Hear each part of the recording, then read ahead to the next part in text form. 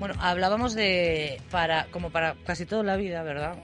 Lo mejor es siempre, cuando uno está en dificultades y problemas, lo mejor es llamar a un profesional. Porque a veces uno no sabe salir de la situación. Miguel Morán, buenas tardes. Hola, buenas tardes.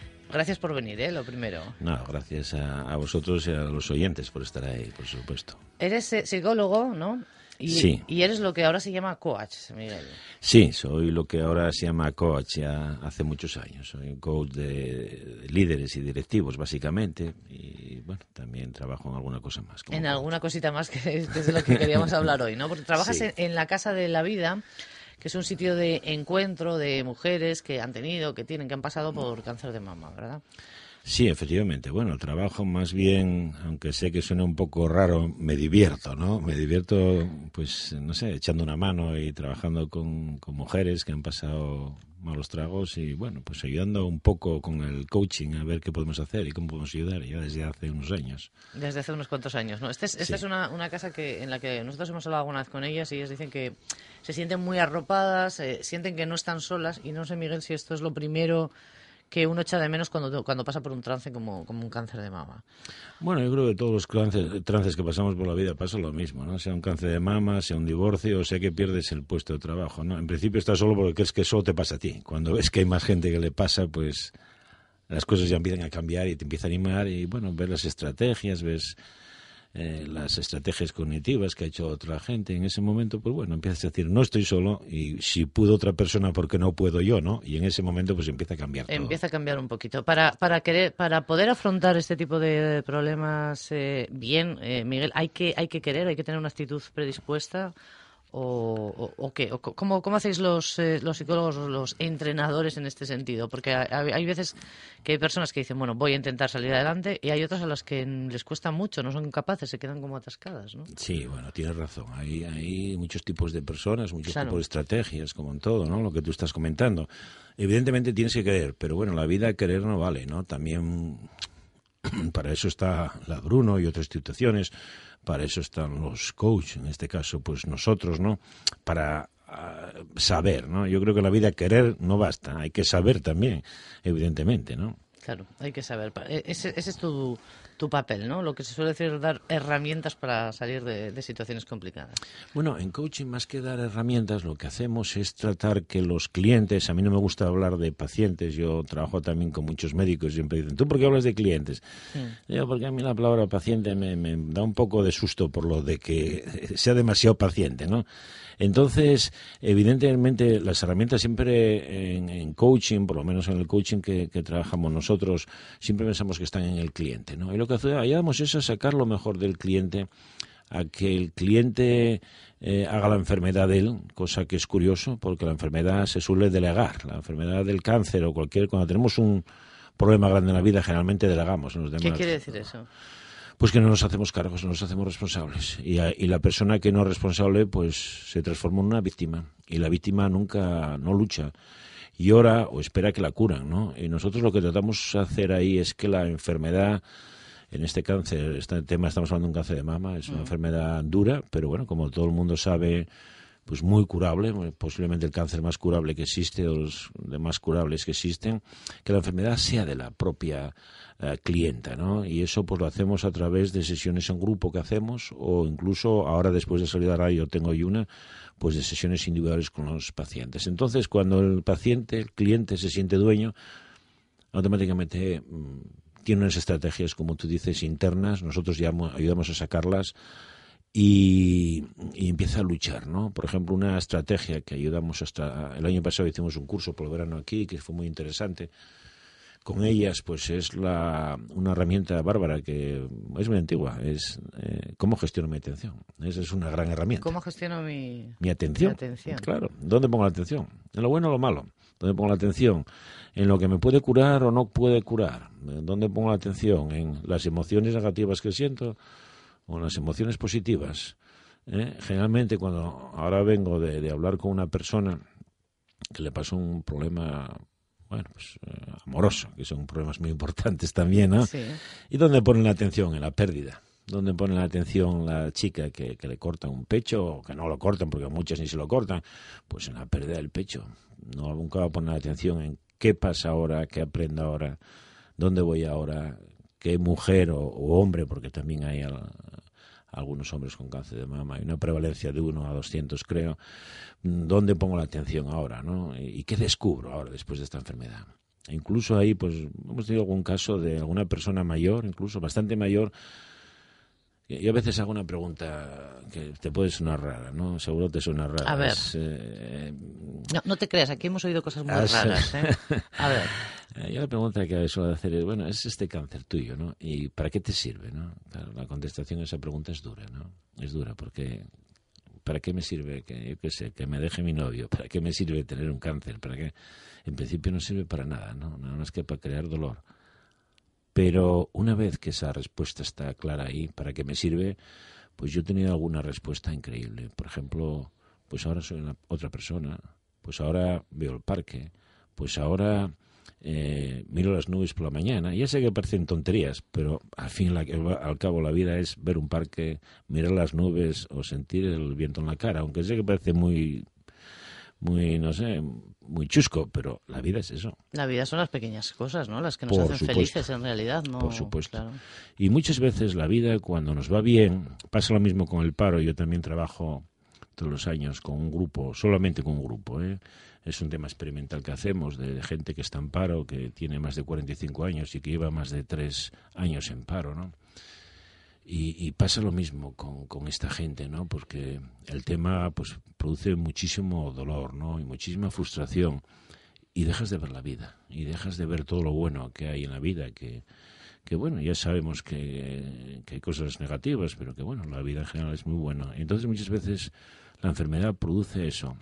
Yo le he visto también a gente que tiene pues un stroke, ¿cómo se llama? Un infarto. Sí. Gente que tiene un infarto, sale del infarto y empieza a ver la vida de una manera totalmente diferente. Empieza a querer a la gente, empieza a estar a gusto en su comunidad, empieza a apreciar las cosas pequeñas. Lo malo es que la vida nos tenga que enseñar así a veces. Eso también es tremendo. Estaba pensando cuando estaba escuchando, Miguel, que es triste que a veces solo aprendamos a base de golpes, ¿no? Pero somos así. Somos humanos, Supongo. ¿no? Si fuéramos Fórmulas 1, pues funcionaríamos de otra manera, pero somos humanos, ¿no? Y a veces la vida la vivimos un poco en transparente. Es como si vas en el coche y el coche no se te estropea nunca. Entonces tú piensas que el coche que no tiene ruedas, yo qué sé, por ejemplo. Y de repente un día pues vas por el llano con el coche y se te pincha una rueda. Y el coche rompe la transparencia y entras en la realidad del coche, que es que se pincha la rueda, ¿no? Y en ese momento, pues generas un espacio de comunicación con tu coche, con tu vida totalmente diferente, ¿no? La salud, pues yo me imagino que pasa como la rueda del coche. Mientras no se pierde, pues vas en transparente. No te das cuenta, ¿no? Entonces lo siguiente es, bueno, ¿y ahora qué más, no? Ahora cómo hago dinero, ahora cómo compro un piso mayor, bueno, eso sería un poco antes, ¿no? Ahora ya eso está complicado. Y cómo, no sé, yo creo que la sociedad occidental tiene muchas, no la voy a criticar, pero alguna tara, ¿no? Y una de ellas es más, ¿no? Y yo creo que a veces un cáncer de mama te saca de la situación de que más no es más. A veces menos es más. Menos es más. Sobre todo cuando estamos hablando de cosas, ¿no? Que a veces es verdad que en esta sociedad nos han educado o nos hemos dejado llevar, ¿verdad? Sí. Por una cierta idea de que el éxito en la vida era tener cosas y a lo mejor el éxito en la vida, Miguel, es estar a gusto con uno mismo y disfrutar de esos pequeños detalles que muchas veces nos pasan desapercibidos, ¿no? Efectivamente, tienes todo, vamos, soy de tu opinión, ¿no? Y no es eso, es más, ¿no? Muchas veces el éxito en la vida es dar. Dar. Muchas veces el éxito en la vida también es compartir un poco, ¿no? Yo me acuerdo una vez que un domingo que estábamos en un grupo de una sesión de cáncer largo que dura 9 meses, y era un domingo, yo iba con mi hija, mi hija Sara pues tenía 16 años y era un domingo, hacía sol y dijo, oye papi, ¿tú qué haces aquí, no? Con estas señoras, aún había tenido un pequeño problema, en fin, una indisposición. ¿Qué haces aquí con esto? ¿Qué sacas de esto, no? ¿Para qué? Claro, y no, encima sí, además no ganamos dinero con esto, ¿no? Porque los chavales jóvenes tienen mucho la idea del dinero metida, que también es bueno el dinero, no Sí. digo nada. Entonces yo dije, hija, no sé lo que saco, pero yo hoy estoy a gusto. Y eso no sé, no lo puede. Había un neurocirujano en Oviedo, que éramos muy amigos, murió hace unos años, que siempre decía una cosa, después de ver muchos casos de estos, decía, Arturo se llamaba, y siempre dice, bueno, lo bueno es lo que el dinero no puede comprar. Y yo le dije a mi hija, pues mira, esto es lo que el dinero no puede comprar, ¿no? Salir de aquí, tener idea que hubo gente que mejoró, haber dado algo de toda la lotería que nos tocó en la vida a nosotros, y yo creo que eso es, sin ser santones, no estamos hablando de nada de eso, estamos hablando ni de caridad, que no me gustan esas palabras, estamos hablando de compartir y de que cuando das algo a alguien y ves que le sirve, me imagino, cuando un profesor enseña a un crío a leer y el crío lee, para el profesor tiene que ser un gran placer. Esa es mi opinión. Cuando trabajas con una chica que tiene un cáncer de mama y ves que viene deshecha y ves que, pues bueno, a los 2, 3, un mes, 15 días, 6 meses, depende, por supuesto, como tú decías antes, y ves que la vida la empieza a vivir y que es otra persona, pues quizás eso no se puede pagar con nada, para el que ayuda, modestamente. Claro, eso sí que tiene que dar muchísima satisfacción. Miguel, antes hacías una comparación bastante gráfica, ¿no? Sobre que creo que cuando uno está además bloqueado por un problema tan gordo, las cosas sencillas son las que le llegan, ¿no? Antes hacías pues eso, una comparación con un coche que se estropea. Y aquí en este programa y en esta sección hemos hablado muchas veces de la lo que se llama ahora baja tolerancia a la frustración, ¿no? ¿Por qué? ¿Desde cuándo, en qué momento hemos empezado a pensar que la vida es un maravilloso camino de rosas donde no tiene que haber ninguna dificultad? Si la vida es como tú bien dices y bien sabe, ¿no? La gente, sobre todo más mayor, altibajos, ¿no? Momentos buenos, momentos malos. Sí. ¿En qué momento perdimos esa capacidad de enfrentarnos a la realidad? Lo que voy a decir va a chocar mucho, ¿no? Y alguien lo podría poner en letras mayúsculas como algo chocante, ¿no? Lo primero, estoy de acuerdo contigo totalmente, pero no es lo mismo. Yo me casé, viví en Escocia, no es lo mismo que en España, ¿no? Yo creo que esa baja tolerancia a la frustración es muy española, ¿no? Yo pienso que vivimos en una sociedad donde, como dicen los americanos, una frase americana muy buena, norteamericana, es todo se da por hecho. Como todo se da por hecho, y yo invito a los lectores a que prueben, a los oyentes, perdón, a que prueben esta receta, que es muy sencilla. Como todo se da por hecho, no agradezco nada. Como no agradezco nada, nada me vale. Como nada me vale, no soy feliz, ¿no? Insatisfacción continua, entonces. Hay insatisfacción, ¿no? Claro. Porque todo se da por hecho, ¿no? Y esa falta de luchar por las cosas, esa falta de... quizá nosotros los españoles somos una sociedad que nuestros padres, mis padres, no sé si los tuyos, pues vinieron de una sociedad, eran maestros, eran muy... estaban con muchas necesidades, quizá nos dieron muchísimo. Quizá nosotros a nuestros hijos hemos dado muchísimo sin ningún esfuerzo. Y claro, no hay frustración, no hay esa tolerancia a la frustración que tú dices. Y es un tema muy preocupante en España, ¿no? Aunque luego, bueno, cuando empiezas a trabajar con las personas, pues una de las cosas que tratas de hacer es la tolerancia a la frustración, que se puede resumir en una cosa muy fácil, que es, y sé que esto parece paradójico, ¿no? Que es, ¿dónde está lo bueno de lo malo? Claro. Y siempre hay algo bueno en lo malo. Tolerancia a la frustración, que quiere decir afrontar las cosas malas que vengan, que no quiere decir resignación y Nunca. Dejar de pelear. No es lo mismo, Nunca. ¿verdad? Claro. Nunca. Y ahí hay que hacer, y en fin, ya veo que estás muy puesta en estos temas, hay que hacer una distancia, una diferencia grande entre aceptación y resignación. Son cosas totalmente diferentes. Por ejemplo, el cáncer de mama, yo cuando veo que una chica, una señora, acepta su cáncer, no lo esconde, lo comparte, lo habla, va a la casa de la vida, lo comparte allí y ya la cosa empieza a progresar, ¿no? La resignación es algo así como, ya está todo hecho, no se puede hacer nada, yo no tengo responsabilidad sobre lo que me pasa y ahí hay un problema grande. Sin embargo, la aceptación yo la entiendo como una emoción muy positiva y muy proactiva de actuar. La resignación es, bueno, la antesala a una expresión que hay aquí en Asturias, ¿no? No quiero hablar en asturiano porque ya me gustaría a mí, ¿no? Pero es algo que dicen en los pueblos, en mi pueblo, en Mieres, en Ablaña, que era mi pueblo, dicen, Sí. échate. Échate es, bueno, no, ya está todo. La resignación es tremenda, es tremenda. Claro, y no se trata de eso. O sea que aceptar las cosas como son, hacerse responsable, que es supongo que también tomar el mando de la situación, decir, bueno, a partir de ahora voy a asumir yo esto y voy a decidir yo. Porque claro, la familia, los médicos, ¿qué papel juegan en un asunto como este, Miguel? ¿Hasta dónde su afán por cuidar puede ayudar o a veces intentando ayudar estás haciendo que el enfermo, que la enferma en este caso, delegue su problema? Yo creo que juegan todos un papel importante, ¿no? Porque claro, las familias no todas son iguales, ¿no? Evidentemente hay familias más recias y menos recias, ¿no? Los médicos tampoco son todos iguales, ¿no? Pero yo creo que la idea tuya es muy buena. Cuando de verdad el médico en la comunicación que hace con el paciente le entrega lo que tú llamaríamos la jefatura de su enfermedad, ¿no? Y yo soy un recurso que tú tienes, las medicinas son un recurso, pero yo no puedo porque luego te voy a hablar de un descubrimiento que yo creo que está ahí y que lo he comentado con muchos médicos de Cabueñes y de muchos sitios, pero el médico no puede controlar la emoción del paciente.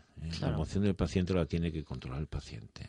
Y la emoción, que sé que yo cuando estudié psicología estaba prohibido hablar de emociones, porque decían que era, y por Dios, no se interprete esto de ninguna manera, ¿no? Pero el lenguaje desgraciado de aquella época, afortunadamente ese lenguaje ha cambiado. Que aquello era una mariconada, fíjate, ¿no? Era pues algo para mí nefasto ya la propia expresión, ¿no? Bueno, se ha despreciado mucho las emociones y los sentimientos, claro, Miguel, en los últimos tiempos. Se ha despreciado mucho, sí. Fíjate la expresión tan vasta y tan negativa, ¿no? En ambos sentidos, ¿no? Y la emoción, según mi experiencia, los años que llevamos trabajando con líderes, que es nuestro trabajo habitual, con lo que ganamos el dinero, y con clientes que tienen cáncer y con parados, como te decía, de larga duración y con problemas que ha tenido la gente, yo creo que la emoción produce la enfermedad y creo que la emoción cura la enfermedad. Es un tema curioso, algo tan poco aprensible como es la emoción, ¿no? Que es como hablar como de curas, ¿no? También digo esto con respeto, ¿no? Si algún cura me está escuchando, ¿no? Es hablar ahí de algo etéreo, no sé qué, ¿no? Sí.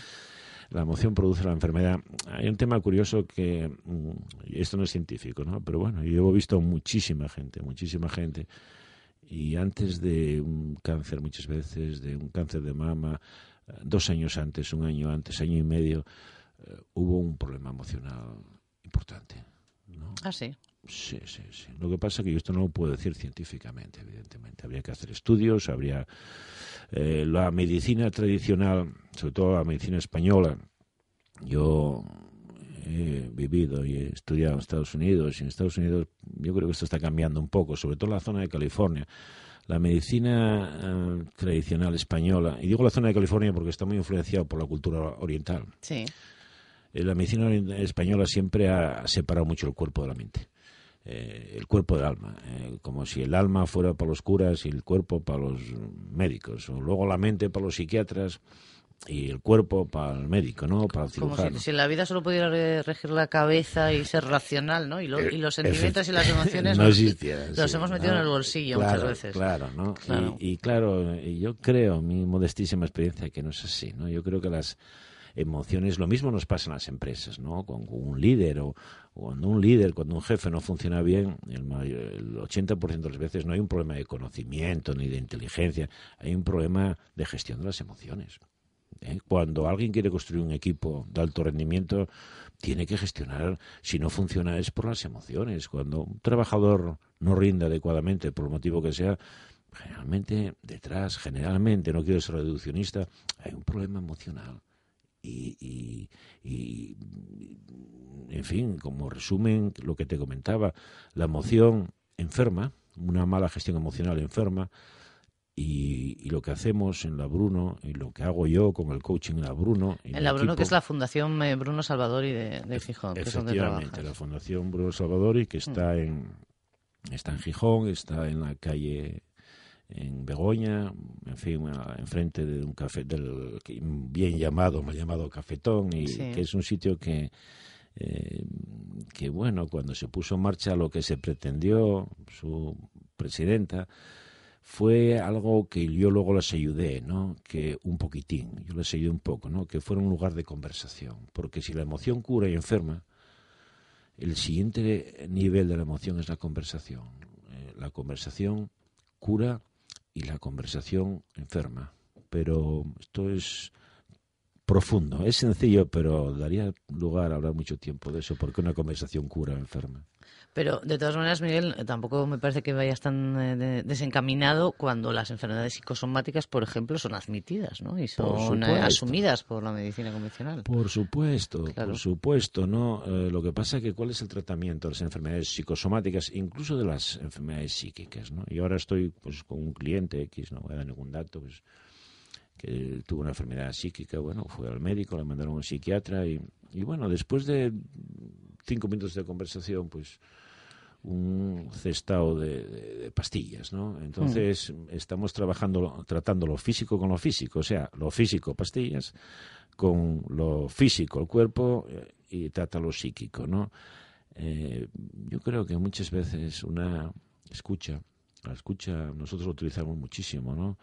Una compasión de una persona, un silencio, que una persona acepte o entienda que es aceptada y que es querida, que es lo que hacen estas sociedades, estas organizaciones como la Bruno. Eso cura mucho más que muchos ansiolíticos y muchos antidepresivos, ¿no? Pienso yo, no lo sé, es mi experiencia. Pues muy interesante lo que estás diciendo. Nos has dejado un poquito preocupados cuando has dicho que la conversación cura y la conversación enferma, porque claro, aquí como nos dedicamos a conversar, no querríamos nosotros, ¿verdad?, que nadie enfermara por culpa de nuestra conversación, ¿no? No, yo cuando... Pero es muy interesante eso que has comentado, ¿eh? Yo es cuando interesante. creo que lo hacéis muy bien en ese aspecto, ¿no? Pero bueno, yo como comunicadores que sois os invito a pensar en esta reflexión, ¿no? Una conversación es quizá una de las cosas más terapéuticas que existen. De hecho, la gente que se siente escuchada, yo creo que siempre es gente que se siente muy segura y que está equilibrada, ya incluso desde pequeños, porque no confundamos oír, que es algo fisiológico, con escuchar, que, claro, que exige ya una atención y un respeto también, ¿no? Es otra historia, claro, ¿no? Miguel Morán, psicólogo, como él ha explicado, de la Fundación Bruno Salvador, y también, trabajas con en muchos ámbitos diferentes, ¿no? Comentabas, con líderes, con empresas, con parados de larga duración, con mujeres que están pasando un cáncer de mama a través de la Casa de la Vida. Muchísima experiencia. ¿Cuántos años llevas trabajando como psicólogo, Miguel? Pues llevo muchos años, llevo alrededor de, quitando una etapa ahí pequeñita de mi vida, pues unos 25 años, 25 trabajando, años. Investigando y yo no me defino psicólogo, yo me defino un aprendiz de psicólogo porque el tema es apasionante. Soy ingeniero, un día pues tiré todos los trastos de ingeniería y me fui a estudiar psicología porque me apasionó el mundo y bueno, pues yo sigo estudiando, estoy terminando ahora una pequeña carrera que dura 3 años en Estados Unidos, sigo aprendiendo porque es una pasión. Las personas, la gente, las enfermedades, no sé, modestamente podré ayudar un poquitín, un poco, muy poco, pero bueno, estás ahí, bueno, el día que te mueres por lo menos tienes la sensación de que algo tuyo quedó aquí. De ¿no? que algo hiciste. Bueno, pues aquí es evidente que tienen que ver las emociones y el corazón con el destino que al final elegiste como profesión, ¿no? Y eso que los ingenieros servís para todo, Miguel, eso también es verdad. Pues... Eso ya lo sabes tú bien, ¿no? y en tu caso es evidente, ¿no? Sí, bueno, los ingenieros es una profesión preciosa, ¿no? Sobre todo, bueno, ingenieros industriales, que es mi campo, ¿no? Pero al fin y al cabo, bueno, todo es humano y yo creo que todo está conectado, ¿no? No lo sé. Yo creo que lo que estamos haciendo en este campo, que concretamente en esta entrevista, yo creo que es precioso, simplemente. Y que aquella pregunta que me hizo mi hija, pues se responde por sí sola, ¿no? No lo sé, el mero hecho de dar algo, no como caridad, insisto, a mí la caridad no me gusta, pero el mero hecho de dar algo sin esperar ninguna recompensa, sin esperar nada, eso también ayuda mucho a los profesionales como nosotros, ¿no? Que sobre todo vivimos en un mundo lunes, martes, miércoles, jueves, viernes, incluso sábado, pues de la empresa duro con todas las dificultades que tienen, con todos los problemas que hay, ¿no? Entonces, cuando coges un sábado, bueno, hoy por la tarde que tenemos tiempo, este sábado también estuvimos con una persona con cáncer y echas una mano, la recompensa es muy grande. Miguel Morán, pues bienvenido a La Buena Tarde. Muchísimas por gracias. primera vez y esperemos que no sea la última. Me da a mí la sensación de que tenemos ahí conversaciones curativas por delante que mantener, Miguel. Muchísimas gracias. Bueno, pues gracias a vosotros.